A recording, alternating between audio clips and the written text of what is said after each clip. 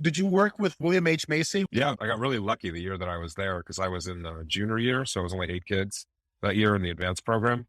And William Macy was in town doing American Buffalo at the Atlantic Theater Company, where I was part of their theater school. So he loves teaching. So he took on a class, and it was us. It was me and 8 kids with a semester of acting classes with William H. Macy, 3 hours every week for a whole semester. Wow, that just seems incredible. And then David Mamet.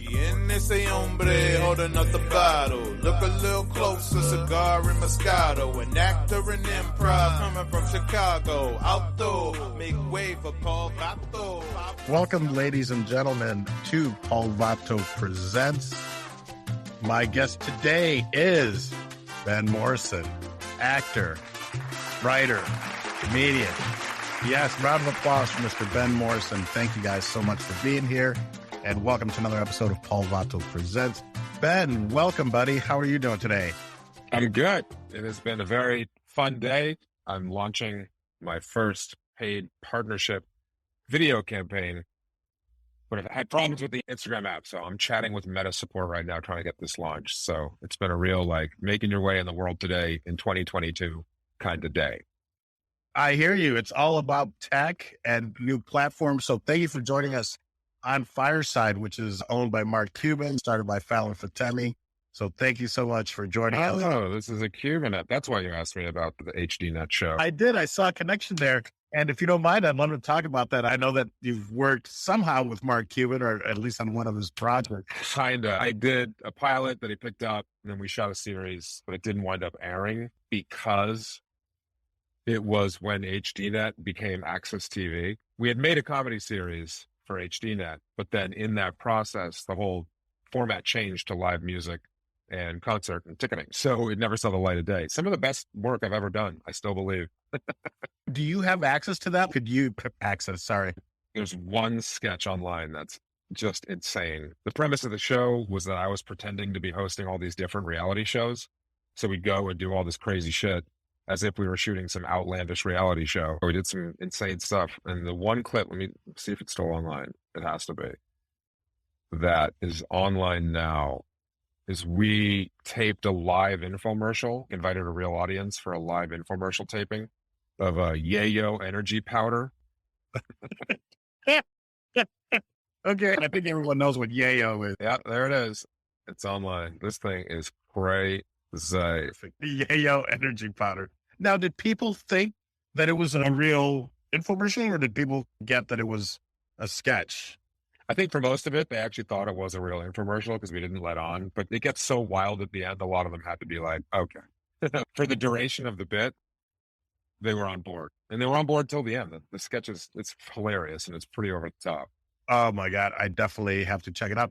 That's too bad that there was that switch from HD to over access, you said. I got my revenge. I later won the Cabo Comedy Festival, which got me a spot on Gotham Live, airing on Access TV. I made it on. Tell me a little bit more about that. Are we talking Cabo San Lucas, Cabo, Mexico? Yeah, I think it was the last year they did the Cabo Comedy Festival, and that was fun. Where they just fly like 40 comics down from LA, and we just run around Cabo doing shows. And yeah, there was a comedy competition section, and I won that.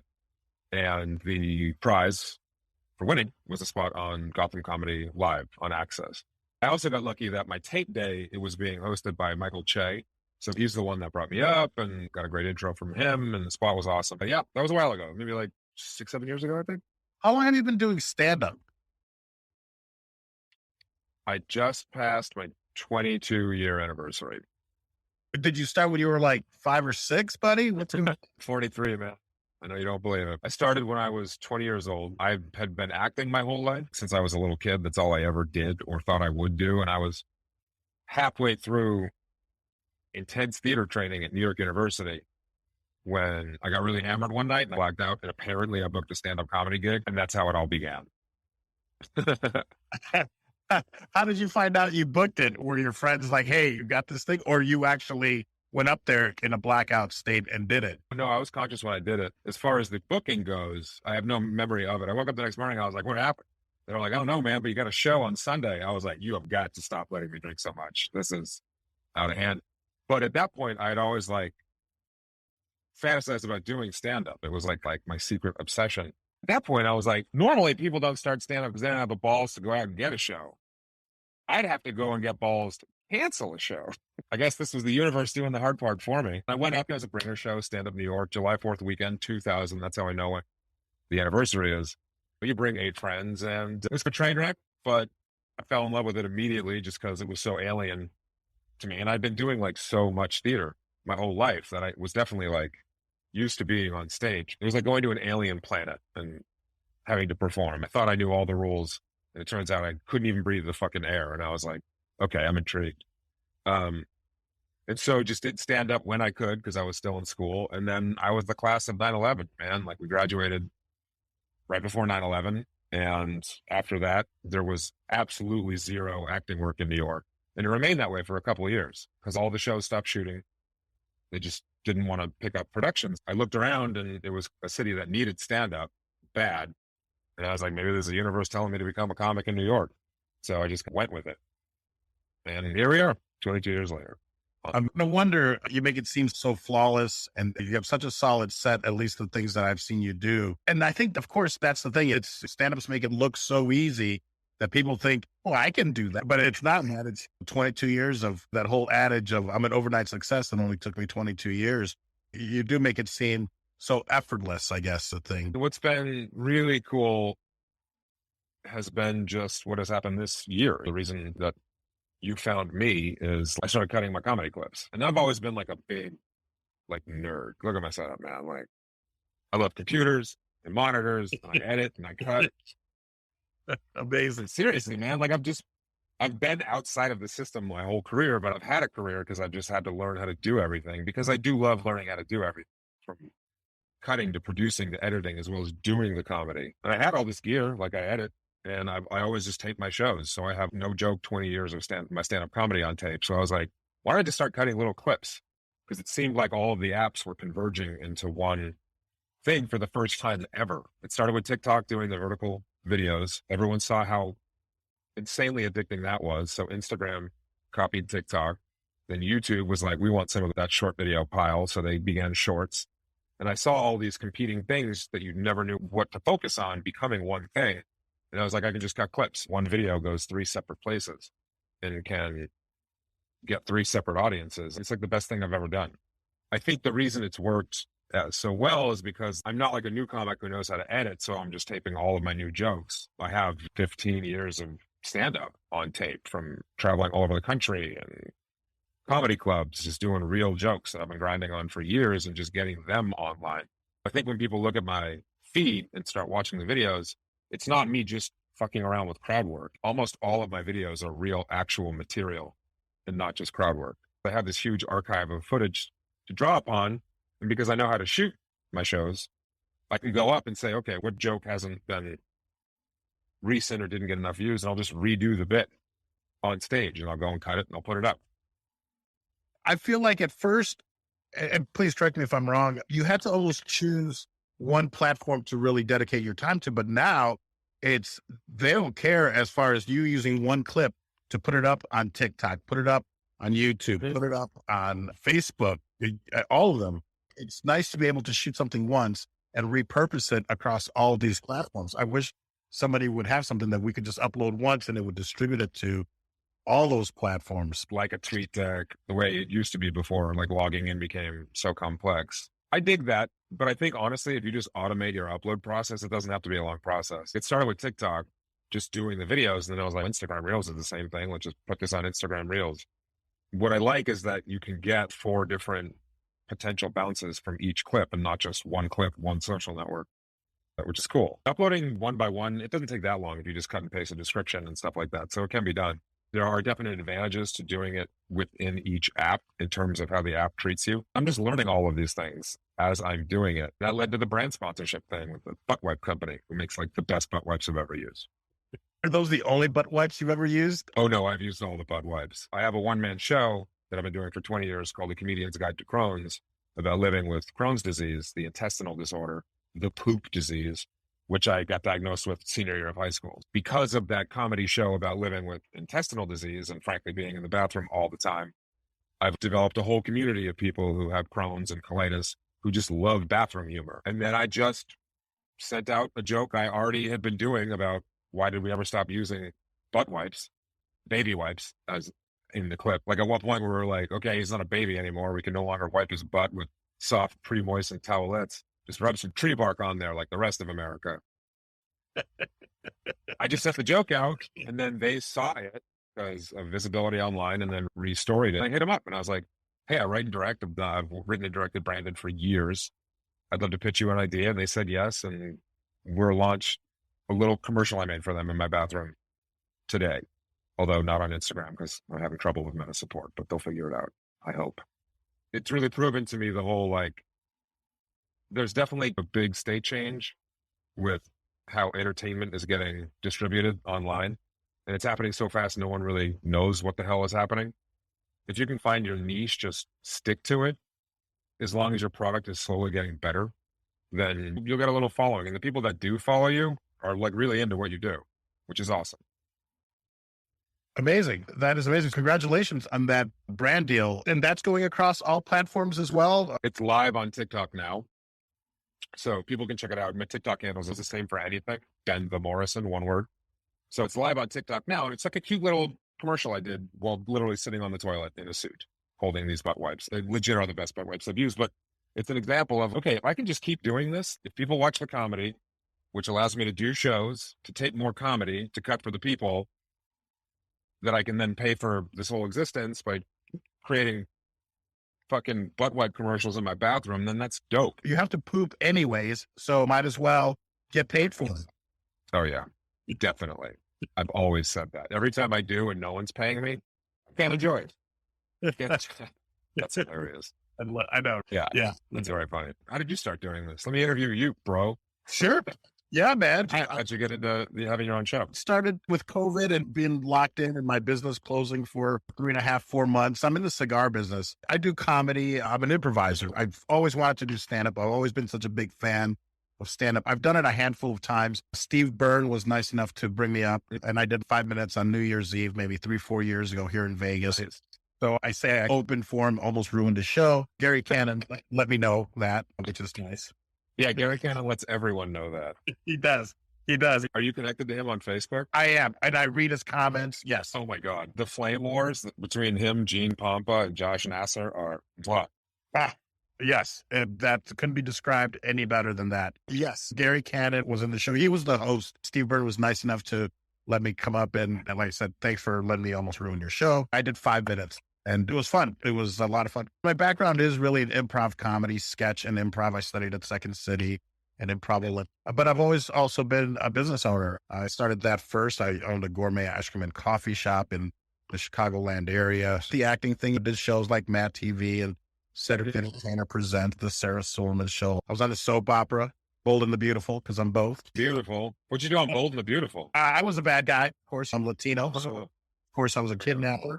And then met a casino owner who loved cigars and ended up moving to Vegas, where I opened up Vatos Cigars in Binion's Casino, which is downtown, Old Vegas. So I was doing that. But then when COVID came and we were shut down, I got into social audio. And I've done radio. I've done radio in Los Angeles on KPFK with the Pocho Hour. Yeah, is the cigar store back up and running? It was for a while, and then divorce and still COVID. It's hard for people to smoke cigars with a And you went through a divorce and you got smoked. And I got smoked. That's it. I do everything pretty much online, take care of my customers online and wholesale to other cigar shops. I discovered social audio as far as like Clubhouse and Twitter Spaces. Everyone's adding social audio. That just after sent some cigars to Rogan, man. He loves them. He loves that. I've got a great photo when Bert Kreischer was out here doing the Las Vegas Comedy Festival. I have a cigar that's 18 inches long. I gave one to Bert. I'm going to send it to all the guys because now all these stand-ups are into smoking cigars, whether it's Rogan or Tom Segura. It's because of Rogan. They go on Rogan and smoke cigars. So the image of comics talking with cigar in hand has become like ubiquitous. You got to clean up, buddy. Vatos Cigars for all my friends. It's like drugs. The first one is free. And then after that, then you got to pay. It's like your Yale. Energy powder. Yeah. I get it free. That's hilarious. Thank you, man. Thank you for the inspiration and the motivation. Did you find me on Instagram because you just saw a reel? Yes, but I'm sure that we have a few friends Oh, I looked through like I said, you've interviewed a bunch of my buddies. When I first saw you, it would have been on Instagram and seeing some of your bits. And I was like, oh man, this guy's funny. I hope that Ben's willing to come on and at least share a little bit. But you're so much more as far as social media, because I always like to tie the importance of social media, especially what's going on right now. So I'm glad that you brought that up right at the top of the show. I think that it's so important for people to create their own stuff. Thank you for bringing that up. Speaking of social, have you seen the new Instagram redesign? It hasn't gone live for everyone. I belong to a few groups, especially like from the Clubhouse groups, and they were talking about it, and they've been hitting me up because I'm monetized on there. So they've been hitting me up to throw up some reels. What's the difference? What have they done? It's a big difference. It's TikTok. Like, they've removed what was the kind of signature experience of Instagram of just slowly scrolling through reels and posts and videos. That's gone. Now every post is a full page post that you flick up like TikTok. So a photo post is just a square photo and the captions are down there and you can click on the comments. It does give you more room to actually see the discussion, kinda, but that's laid over the photo. It's TikTok. They just basically took photo and video and it's TikTok or YouTube Shorts, or it's the same format that everyone's moving to, which only further reinforces the fact that if you have something you want to get out there, just start cutting sub 30-second vertical videos and just uploading at least 4 times during the week to all of these networks, and you'll get your following. Do you think that's about the magic number, or that's the minimum? I've heard it's 4 or 5 times a day, like for TikTok. It's different for me because I don't go for volume. I'll try to upload 1 every weekday, maybe 4 during the work week. I'm just not going to do this during the weekend. I don't go for, hey, here's a reel, I'm at the store. Hey, here's a reel, I'm home. Like every video I upload is a cut, edited comedy piece that I've thought about, because I do all the editing, I do all the captioning, I put time into these, because when someone finds one and then they go to my page, it's nothing but like curated comedy bits, and there's no bullshit they need to wade through to get to why they saw me in the first place. So the effect I wanted to have, which seems to be working with like slow, steady growth, is that you see a clip, you're like, who is this guy? Click. And then you start flicking, and everything is an edited, cut comedy piece that I thought you would like. And at this point, there's so many of them, you'll be watching a lot of stand-up. It works. One, you're like, oh, this is funny. This is really funny. Next one, just as funny or funnier. Next one, same. They're all such solid bits. And you're right. You've taken away all the other stuff that people like, oh, now here's just a photo of me at the store or whatever. They're all just such solid comedy bits that you've curated. Folks, definitely go check out Ben the Morrison, benthemorrison.com. Same on Instagram and same on TikTok. Go give him a follow, give him some likes. Tell me some on Paul Vato Presents. Hell yeah. So what's next for Ben? Are you performing right now? Do you have a set schedule? I live in LA. I don't do a lot of road because I stay in town because I run a production company and I'm writing and directing a bunch of shit all the time. But I do perform in LA generally 2 to 3 times a week. I just did an hour at Flappers, which was great. Little local headline spots. The short answer is, for the live experience, anyone who lives in LA, just follow my Instagram account. I only promote like really good shows that I think are worth coming to. So if you see an upcoming show and you live in LA, go to it. It'll be a really good time. There'll be some big names on it with me. The plan is I'm actually producing and directing a stand-up comedy special for another comedian right now through my production company, Super Funny. We're finishing up production, and I might be in Vegas in a month doing a couple nights of shooting with him. So I'll hit you up when we get there, if that winds up happening, but it looks like it might. So once I'm done creating a stand-up special for him, I go into production on my own stand-up special. So I'm going to crowdfund and produce it myself because I know how to shoot it. I know how to cut it. I have my crew I work with. So I can and any comedians who are watching this, we can make Netflix level specials for under 30K. That was my next question, because I do have someone that I'd like to connect you with. Of course, no promises. She's big and she's doing another one-person show. So I'd love to throw your hat in the mix if you have time. She wants to do like an 80-minute thing. That's really why I started my production company, Super Funny. I've never been in the system. I beat my head against the wall for a long time trying to figure out the Hollywood game. And then I just gave up and I was like, fuck it. I just always had stand-up and I could always make my money directing, writing something. And then I was like, why don't I just start a company to just do all this under one banner? At a certain point, I knew how to do everything that you would need to do for a production. And then just started making my own little movies and got brands involved and was able to hire my friends to And now I'm making stand-up comedy specials and now can do one for myself. The bar of production has gotten low enough and the equipment that's available has gotten high enough to where, like, if you just know how to do your job, like, you can be in contention for the streaming services. But now there's an even better argument to be made for just not doing that and just putting it on YouTube and promoting it. That's amazing. It's like the perfect storm. We live in this such exciting time.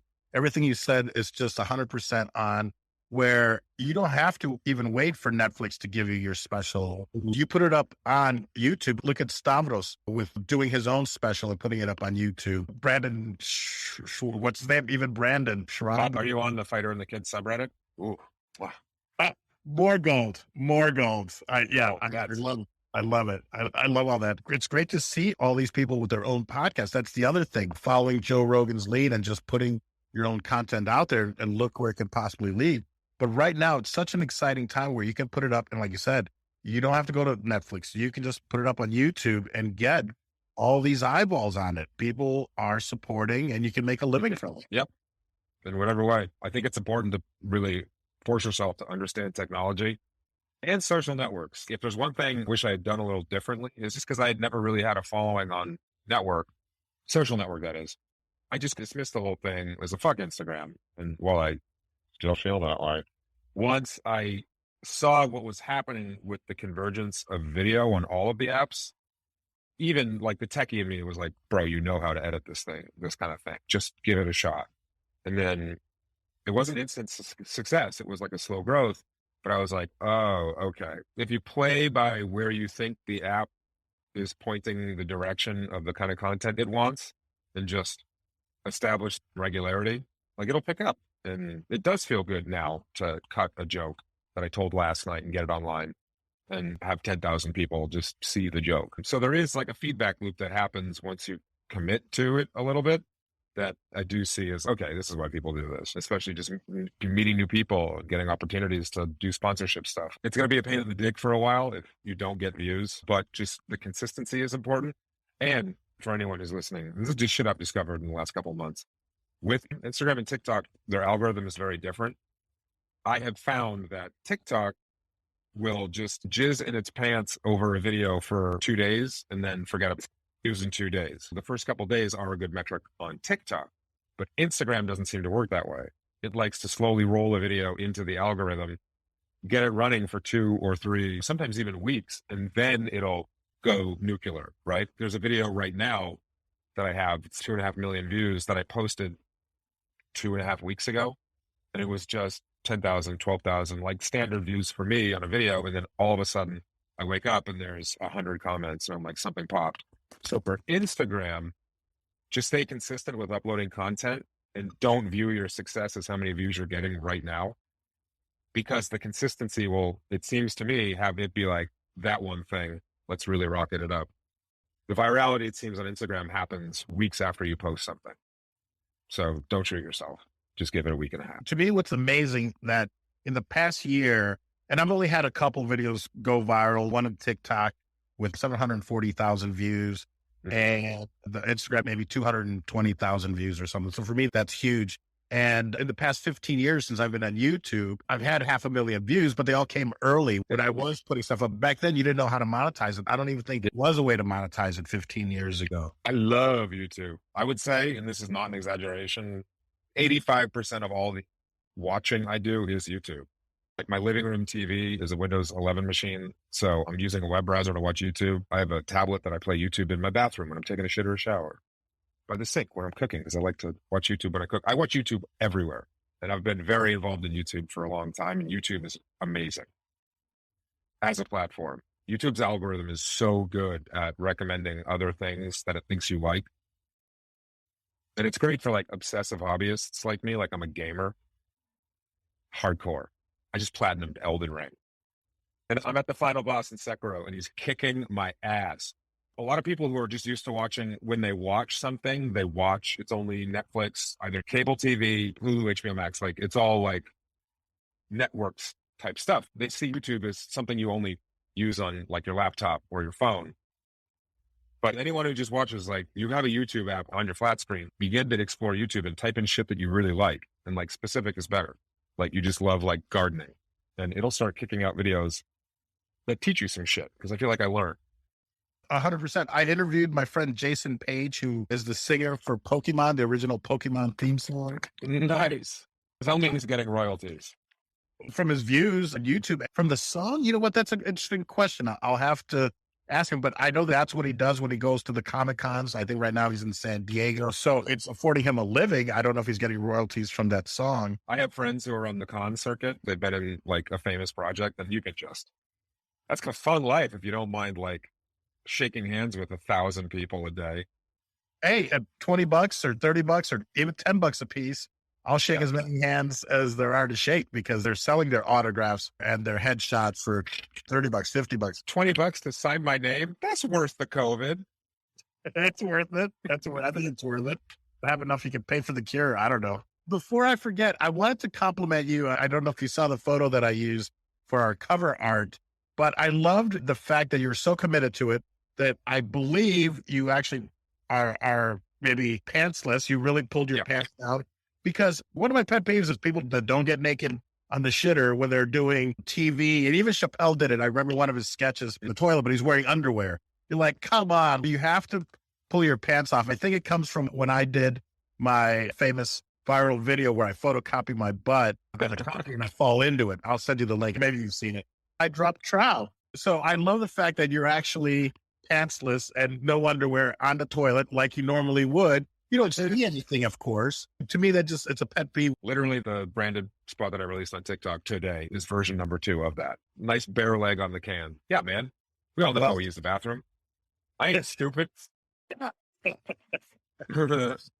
I'm definitely going to start investing in butt wipes. If you ever need an actor for any of it, I'd love to work with you, my friend, or at least the chance to audition if you'll have it. We'll do a live Fireside audition stream. And have a fun idea. Fireside's got talent. Think about it. Let's do it. Apply to be a creator. I'm sure they'll take you right away. If not, whatever you want to set it up, I would love to do something with you here on Fireside. And it's a great way to record it. Sometimes you get 10 people. Sometimes you get 5 people in the audience. Sometimes you get 30 people, depending who's here and how much time you promote it. But more importantly, it's saved. I can export content. And a whole podcast episode out of it. Yeah. It's not just about the live experience. It's a live taping of podcast. So do you put the video version of this out anywhere? Is that available on Fireside? I do. So it's always available on Fireside. And when you export it, you get the video, you get it just like this, where it's video and audio. And then I get my video, my audio, your video, your audio. You can get it with it almost edited, where they take out any of the silences. You can get it without any of sound effects. So whichever way you want it, I just export it just like this as it is, maybe edit it a little bit if there's any technical difficulties, or if I'm stuttering too much, maybe I'll cut that out, or if my guest is, make them look good. Add an intro, add an outro, and then put it up. The nice thing is that right now, Spotify, they're really promoting their video podcasts. I feel like they push it more if there's video on the Anchor app and on Spotify. And Spotify owns Anchor. And then it goes to all the platforms all over. And I've even signed up for, there's one called Ghana. I think that's Indian from India. There's Asian podcasting platforms that are just for curating content. It seems to be working. We have fans from all over the world. It's amazing. I'd be like, I'm a hit in Bangladesh. How crazy is that going to be? I'm famous in Germany, man. I just want to go to Ghana one day, like on a vacation, and there's like billboards everywhere. I'm like, whoa, no one told me what was going down in Ghana. Ghana's got talent. Ghana's got talent. If you want to do something out here, I would love to do it. If you ever have a little bit of time, or anytime you want to come back, or if you want to promote something, I would love to have you on. I also have a friend who he signed a first look deal with Sony. So looking for content for them to at least to pitch them and see if we can come up with something. So if you have any ideas for shows, maybe we can get on their slate there and see if we can get something created. That'd be great. That'd be totally awesome. Yeah. Yeah. We're doing it our way. We're like Laverne and Shirley, except neither of us are women. Do it our way. Da, da, da. Our way. Little iPhone goes by. I put a hat on it. Greetings, my Vatos Locos, and welcome to another episode of Paul Vato Presents. I want to sincerely thank you for tuning in. People have been asking what they can do to help support our program, and well, the easiest way is to just head on over to Apple Podcasts and give us a like, give us a follow, maybe leave us a review. Also, maybe head on over to Spotify and do the same thing. We're on all the podcasting platforms, so give us a like, give us a follow, share it with your friends. You can also head on over to paulvato.com, and from there you can follow us across all social media. There's also a link to our Patreon. So for $3, less than a cup of coffee a month, you can help support our program, and it would be really appreciated. So thank you for your time. And now back to Paul Vato Presents with our very special guest. Thank you.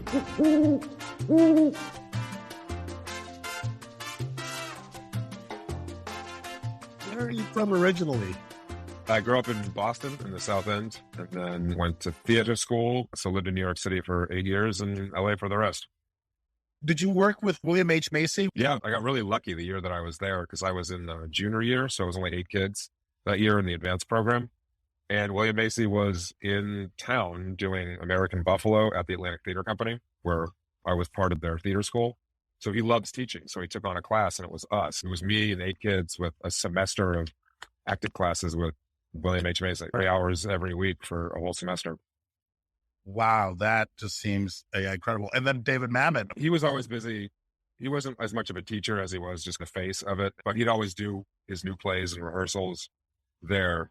Met him a couple times. I remember he was doing like the first run of a new play of his.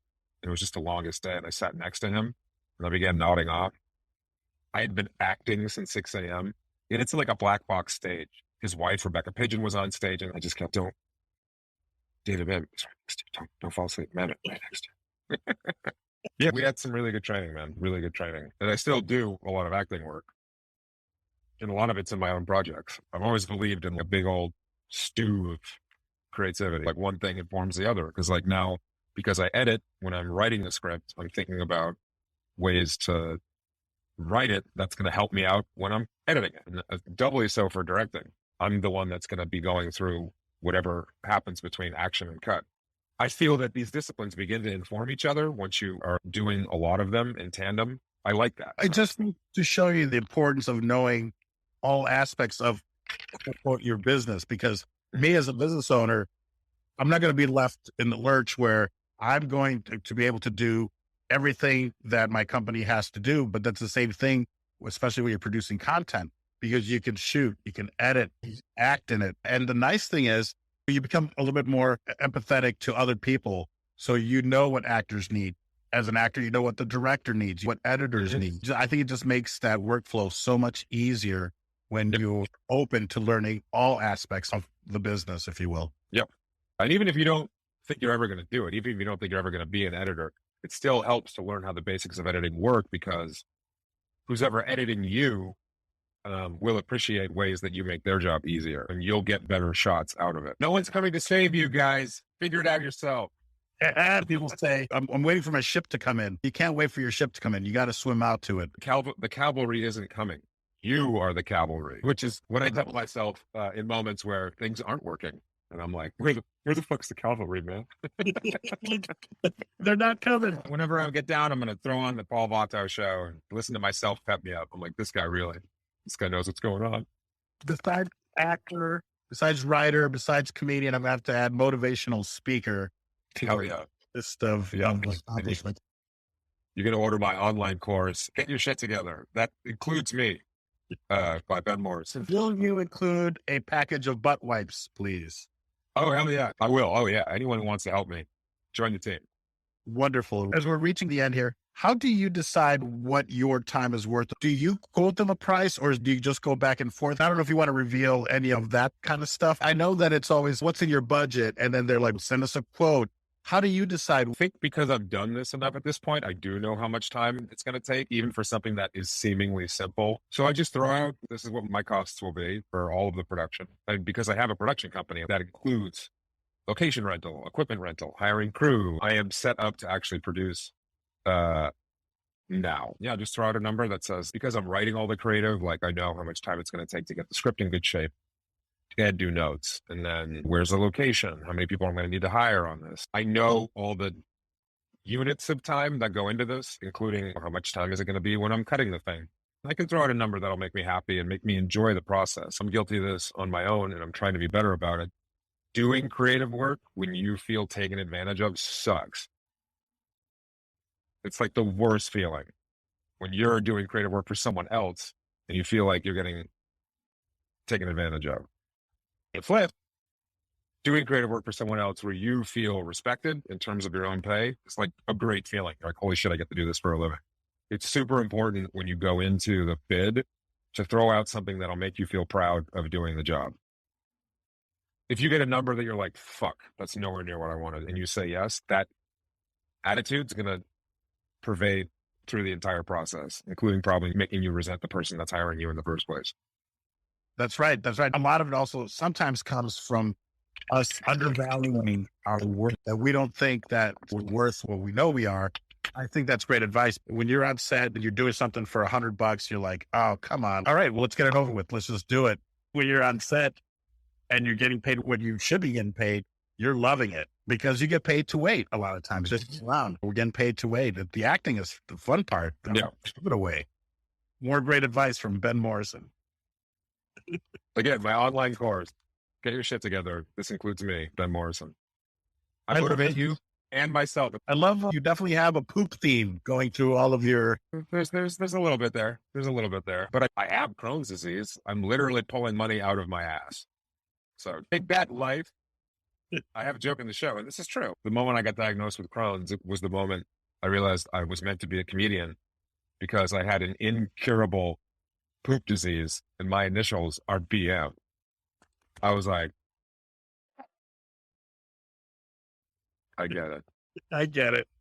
BM. Ben, thank you so much, man. As we're winding up, I know that you have a hard out coming up. So thank you so much for spending some time with us and sharing your knowledge, your comedy. Do you think that porn stars have a hard in? For what? Yeah. Two stars. We got a hard in at 2:00. I got a hard in at 2. We need a hard in and out by 2:05. Okay. Anyway, sorry to hijack you. Finishing up. No. Please continue. We're partners. We're working on our new two-person show. Yes, and. Yes, and. That's it. Have you studied improv? Have you done anything in the improv world, or is that just from acting? From growing up in theatrical training, improv was always a part of it. I was in an improv troupe after college. Never followed it like via Groundlings or Second City because you have to decide either stand-up or improv. Like those are separate lanes, and you really don't find any crossover in terms of people who do this. It's great to see, though, that you're well-versed in both. Normally, when I start out, I ask the question about your parents as far as their support, but I think I already know the answer to this because it sounds like you've been acting since you were 6 years old. So there must have obviously been some support from the family as far as getting you to auditions or getting you to projects.